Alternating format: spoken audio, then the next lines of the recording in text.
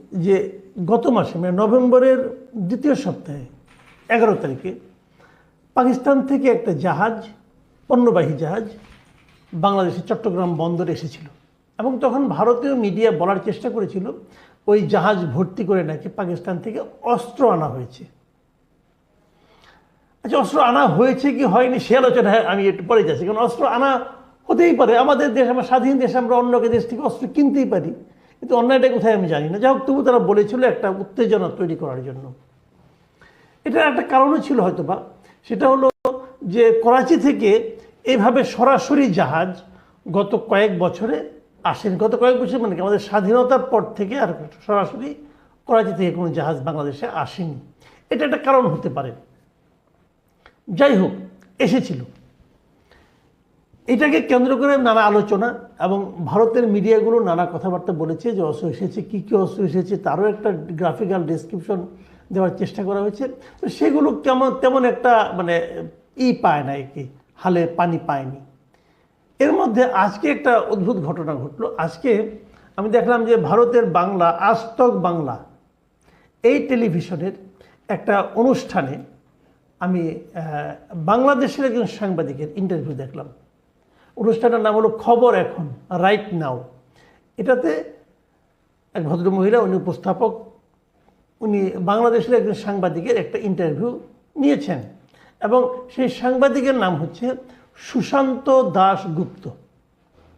এখন সুশান্ত দাশগুপ্ত বাংলাদেশের সাংবাদিক এবং উনি যেভাবে বর্ণনা করছিলেন যে পোর্টে কীভাবে এই জাহাজটা এলো, জাহাজটা নামানো হলো এবং ওই যে জাহাজ থেকে মালামাল নামানো হলো এবং মালামাল কাউকে চেক করতে দেওয়া হয়নি।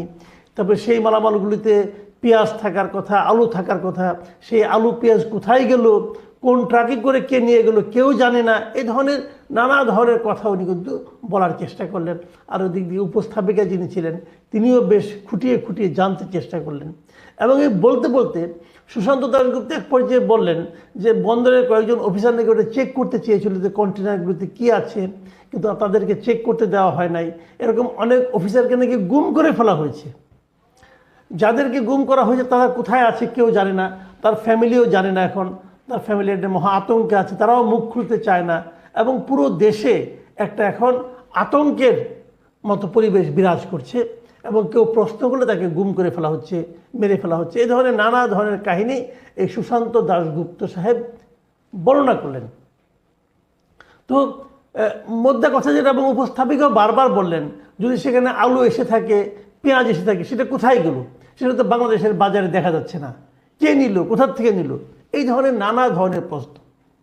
তো আমি এই বিষয়টা জানার চেষ্টা করলাম যে সুশান্ত দাশগুপ্ত আসলে কি এই ধরনের কোনো সাংবাদিক এ কথাগুলি বলেছেন? কারণ বলা সম্ভব না, আমার বিবেচনায় সম্ভব না। কেন, আমরা তো সবাই জানি এটা নিয়ে অনেক আলোচনা কিন্তু এর মধ্যে হয়েছে যে এইখানে আসলে কি এসেছিল, এটা সবাই জানতে বাংলাদেশে। এবং অনেকে বলেছিল যে ওই সময় যে জাহাজটা এসেছিল MV ইউয়ান জিয়ান ফা ঝং নামে যে জাহাজটা, সেটা করাচি থেকে দুবাই হয়ে চট্টগ্রামে আসে। এটা সবাই জানে, এটা আলোচনা হয়েছে এবং সেখানে কি কি ছিল সেটাও ডিটেলে জানা গেছে। এবং এটা কেন এসেছিল তাও বলা হয়েছিল যে এর আগে পাকিস্তান থেকে পণ্য আমাদের এখানে প্রায়ই আসে এবং এটা নতুন কিছু না। পাকিস্তান থেকে প্রচুর পণ্য আমাদের দেশে আসে এবং সেগুলো আগে আসতো তৃতীয় দেশ হয়ে, মানে পাকিস্তান থেকে আরেকটা দেশে যেত, যেমন মালয়েশিয়াতে অথবা শ্রীলঙ্কায় অথবা সিঙ্গাপুরে, এখানে যেত। যাওয়ার পর সেখানে সেই পণ্যগুলো নামানো হতো। নামানো হওয়ার পর বাংলাদেশ দিকে আসা কোনো জাহাজে সেগুলো তুলে দেওয়া হতো এবং সেইভাবে বাংলাদেশে আগে আসতো। এটা আগে নিয়ম ছিল, কিন্তু এবারই প্রথম পাকিস্তান থেকে আসলো। এতে লাভ হবে ব্যবসায়ীদের, লাভ হবে আমাদের। এই কারণে লাভ হবে, একবার এক জায়গায় একটা বন্দরে নামিয়ে তারপর সেখান থেকে আবার নতুন করে আপলোড করে আনা, অনেক খরচ বেড়ে যেত। এখন খরচটা কম হবে, যে জিনিসগুলো আসবে সেটা বাজারে কম মূল্যে পাওয়া যাবে। হিসাবটা কিন্তু খুব ক্লিয়ার, আমদানিকারকরা খুশি। এবারই প্রথম এই জন্য সরাসরি আসলো। বাংলাদেশের সঙ্গে পাকিস্তানের সম্পর্ক ভালো হয়েছে বলে আসলো। এখন এটার মধ্যে অস্ত্র এসেছে না কি এসেছে সেটারও কোনো অবকাশ নেই। কেন, তখনই বলা হয়েছিল এবং সেটা ব্যাখ্যাও দেওয়া হয়েছিল গভর্নমেন্টের পক্ষ থেকে কী কী আনা হয়েছে। আমি আপনাদের বরং লিস্টটা আরেকবার, আপনারা জানেন তবে আমি আরেকবার বলি। সেখানে যা যা এসেছিল তার সবই ছিল শিল্পের কাঁচামাল এবং ভোগ্যপণ্য। এইসব পণ্যের ওজন ছিল ৬,৩৩৭ টন। এবং পাকিস্তানের 18টা রপ্তানিকারক প্রতিষ্ঠান এই সমস্ত পণ্য বাংলাদেশের জন্য সরবরাহ করা হয়েছিল। কী কী ছিল সেটা আমি আপনাদেরকে একটু বলি। সবচেয়ে বেশি আনা হয়েছে টেক্সটাইল সহ বিভিন্ন শিল্পে ব্যবহৃত সোডিয়াম কার্বনেট বা সোডা অ্যাশ। এটা 115টি কন্টেনারে এই পণ্যগুলি ছিল। আর দ্বিতীয় সর্বোচ্চ আমদানি পণ্য ছিল খনিজ পদার্থ ডোলেমাইট। এটা ছিল 46টা কন্টেনার ভর্তি এই পণ্যটা ছিল। এছাড়া 35টা কন্টেনারে চুনা পাথর ছিল, 6টা কন্টেনারে ম্যাগনেসিয়াম কার্বনেট আমদানি করা হয়েছিল। এবং আমাদের যে কাঁচ শিল্প আছে না, এই কাঁচ শিল্পের জন্য ভাঙা কাঁচ, এটা একটা র মেটেরিয়াল, এটাও আনা হয়েছিল 10 কন্টেনার ভর্তি করে। তাছাড়া পোশাক শিল্পের জন্য আপনার কাপড় রং এ সমস্ত এসেছে 28টা কন্টেনারে। তো এগুলো কারা আনছে আমাদের এখানে যে Akij glass factory, Nasir float glass, Pacific jeans, x ceramics, square pharmaceuticals, এই সমস্ত প্রতিষ্ঠানে কিন্তু এই পণ্যগুলি আমদানি করেছে। মানে কারা আমদানি করেছে গোপন টোপন কিছু না, সবাই জানে কি করেছে। হ্যাঁ, এখানে কিছু ভোগ্য পণ্য এসেছে। ভোগ্য পণ্যের মধ্যে পেঁয়াজ এসেছে। পেঁয়াজ এসেছে হলো 22টা কন্টেনার ভর্তি পেঁয়াজ এসেছে। এবং এই 22টা কন্টেনারের মোট পেঁয়াজের পরিমাণ ছিল 611 টন।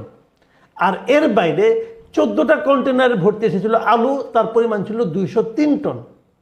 এবং এগুলো হিমায়িত কন্টেনার, মানে কোল্ড স্টোরেজের মতো করে আনা, হিমায়িত কন্টেনারে আনা হয়েছিল। এগুলো কে আনছে তাও আমরা জানি। ঢাকার হাফিজ কর্পোরেশন, এমআর ট্রেডিংস ও চট্টগ্রামের আল্লাহর রহমত স্টোর পেঁয়াজ, এই আলু এগুলো তারা আনছে। আল্লাহর রহমত স্টোর এরা এনেছে এই পেঁয়াজ এবং আলু। তো সবই তো ওপেন ভাই, এখানে তো গোপনের কিচ্ছু নাই। কিন্তু এই যে সুশান্ত দাশগুপ্ত, উনি এই তথ্যগুলো কোথায় পেলেন এবং কিভাবে উনি এগুলি প্রচার করা শুরু করলেন?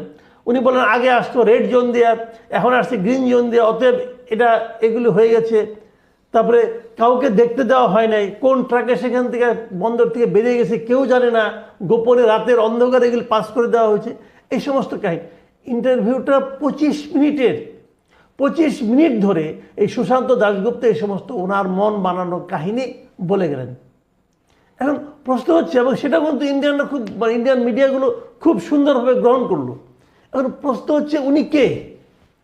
আমি চট্টগ্রামের একাধিক সাংবাদিকের সঙ্গে এর মধ্যে কথা বলেছি, যেহেতু এটা বন্দর সংক্রান্ত আলাপ এবং বন্দরে ওনার নাকি প্রচুর সোর্স আছে উনি বলতেছিলেন, কাজে আমি ভাবলাম চট্টগ্রামেরই কী হবে। এবং কেউ আমাকে বলতে পারলো না যে সুশান্ত দাশগুপ্ত নামে ওনাদের এখানে কোনো সাংবাদিক আছে, কেউ বলতে পারলো না। তাহলে উনি কে? উনি কি মানে ওই আস্তগিরি বানানো কোনো ব্যক্তি হতে পারে? কিন্তু আরেকটা কথা, অনেকে আমার এখানে বলছেন যে ইন্ডিয়া এগুলো কেন করছে, বিশেষ করে ভারতের মিডিয়াগুলো এরকম কাজ কেন করছে, এই সমস্ত যে একদম আজগুবি নিউজ কেন করছে, কি লাভ তাদের হচ্ছে? কেউ তো বিশ্বাস করছে না, তাও কেন করছে? এর একটা জবাব, সম্ভাব্য জবাব আমি আপনাদেরকে আজকে আলোচনা করতে চাই। এবং এটা আমি যে বানিয়েছি তা না, কিন্তু আমাকে দু একজন বলেছেন, মানে ভারতেরই দু একজন সাংবাদিক আমারও তো অনেকের সঙ্গে পরিচয় আছে, আমি দু একজনকে জিজ্ঞাসা করেছিলাম, ভাই তোমাদের এখানে এরা কেন করছে? কি আমরা তো মেইন স্ট্রিম মিডিয়ার কেউ করি না, এগুলি কতগুলি ছোট প্রতিষ্ঠান এরা করে, এরা বিপুল অঙ্কের টাকা পাচ্ছে। আসলে কে দিচ্ছে টাকা দিচ্ছে আমাদের এখান থেকে যারা আওয়ামী লীগের লিডাররা কলকাতায় চলে গেছেন, ভারতে আছেন, এরা বিপুল টাকা নিয়ে গেছেন দেশ থেকে, সবাই নিয়ে গেছেন। আপনারা জানেন তো, যারা নাকি বিভিন্ন জায়গা থেকে চলে গেছেন বিদেশে, বিভিন্ন দেশে গেছেন, তারা কিন্তু তাদের টাকা পয়সা মোটামুটি সব নিয়ে গেছেন এবং তাদের হাতে অপরিমিত টাকা, সেই টাকাগুলো ব্যয় করে তারা এই কাজগুলো করাচ্ছেন। Totally paid propaganda. আপনারা যারা আছেন চট্টগ্রাম বন্দরে যারা আছেন তারাই বলুন, আমি আপনাদেরকে রিকোয়েস্ট করি, আপনারা বলুন কে গুম হয়েছে আপনাদের এখান থেকে। এই সমস্ত প্রশ্ন কিন্তু থেকে যাবে। আমার একটা রিকোয়েস্ট থাকবে, ভারতীয় কোনো মিডিয়াতে এরকম কিছু আসলে আপনারা একটু যাচাই করে নেবেন। চিলে কান নিয়েছে শুনে চিলের পেছনে দৌড়ানো কোনো মানে হয় না। একটু কানে হাত দিয়ে দেখবেন যে কানটা আদৌ নিয়েছে কিনা।